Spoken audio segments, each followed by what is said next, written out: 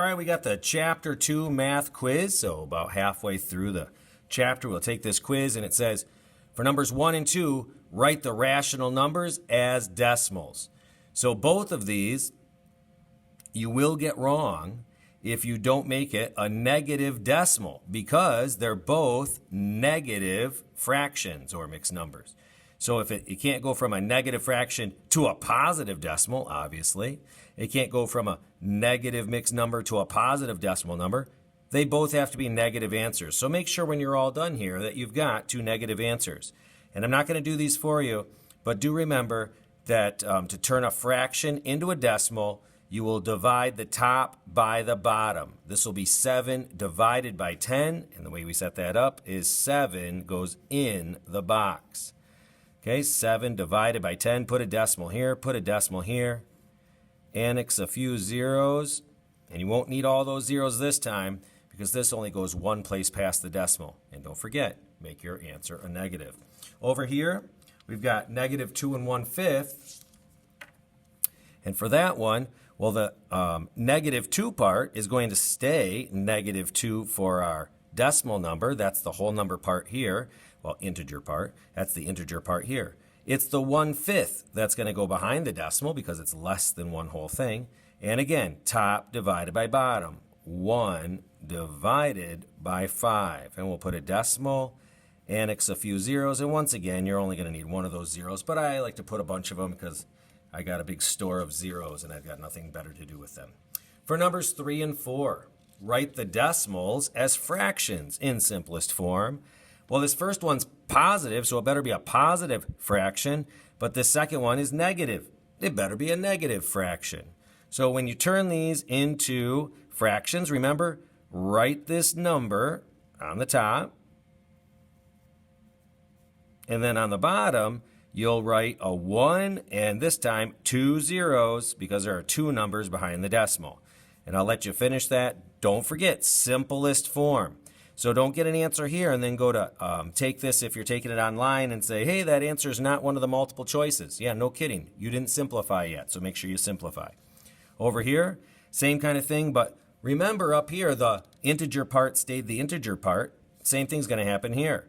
The integer part will stay the integer part. So this is going to be negative 2, that's the integer part, and then some fraction here. These two numbers go on the top, and a 1 goes on the bottom with this many zeros behind it. Don't forget to simplify. For number 5, order the rational numbers from least to greatest.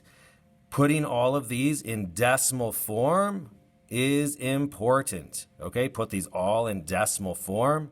Remember, I would also, since this number goes 2 numbers behind the decimal, I would make them all go 2 numbers behind the decimal. For instance, I would do this. This one already is, so I'll put it down here. This one doesn't have a decimal. Where's the decimal? Well, remember the decimal is right behind the number if you don't see it, so I'll do that. So it still goes 2 numbers behind the decimal, so we're looking at this like, goes to the hundredths place, so we're looking at it almost like just dollars and change. And then the 1/10, remember top divided by bottom, you'll turn that into a decimal. And then you're putting them in order from least to greatest, okay? Least to greatest. So you'll start with the negative numbers, and you'll end with the positive numbers. Then, for numbers 6, 7, 8, and 9, I put in the directions. Remember, same sign, add and keep. Difference signs, subtract. And keep the sign of the number with the larger absolute value. So, we do have to follow all of the rules here. Remember that we need a common denominator. That's from 4th grade. And then, from 7th grade, different signs. So we'll actually subtract the number parts and keep the sign of whichever number had a larger absolute value. For number 7, you have to have a common denominator. So do that first. And then negative plus another negative. So same sign.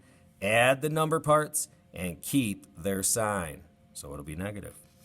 For number 8, just decimal numbers. Remember, you have to line up the decimals. And here, different signs, so we subtract the number parts and keep the sign of the larger absolute value. Now, I get it. This number comes first as we're reading from left to right, But once we see that these are different signs we have to subtract, we put the larger absolute value on top and we subtract the smaller absolute value from it. And then we're going to keep it negative because this one had a larger absolute value.